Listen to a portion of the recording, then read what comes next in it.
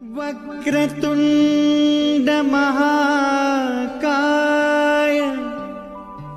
सूर्यकोटि समप्रभ निर्विघ्नं कुरु मे देव शुभकार्येषु सर्वदा।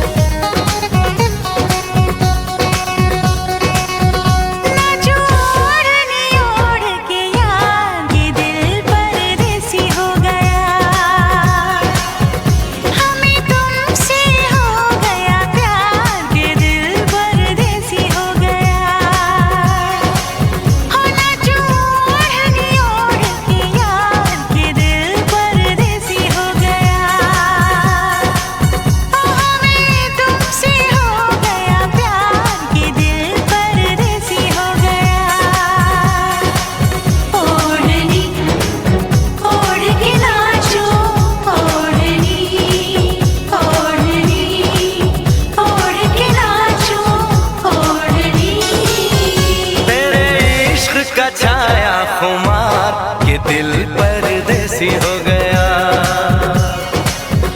हमें तुमसे हो गया प्यार के दिल परदेसी हो गया। हर कसम तोड़ के नाचूं, हर कसम तोड़ के नाचूं, हर कसम।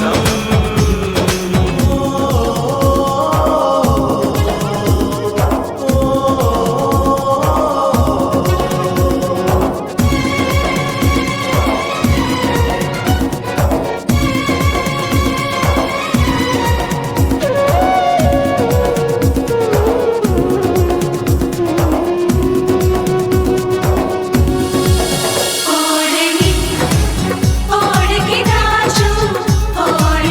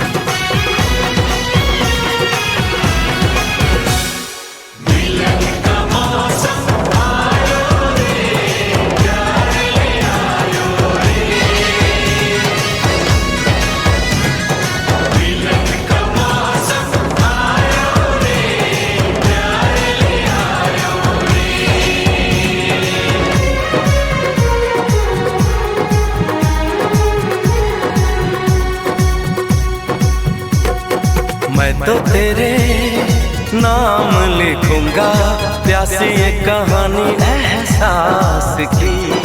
मैं तो तेरे नाम लिखूंगा, प्यासी ये कहानी एहसास की। मिलना हो तो ऐसा हो, सदियों तक ना दूरी हो। मैंने बरसों किया इंतजार ओ दिलदार, बेकरारी में भी आया करार के दिल परदेसी हो गया। हो हमें तुमसे हो गया प्यार के दिल परदेसी हो गया। हर कसम तोड़ के नाचूं, हर कसम तोड़ के नाचूं, हर कसम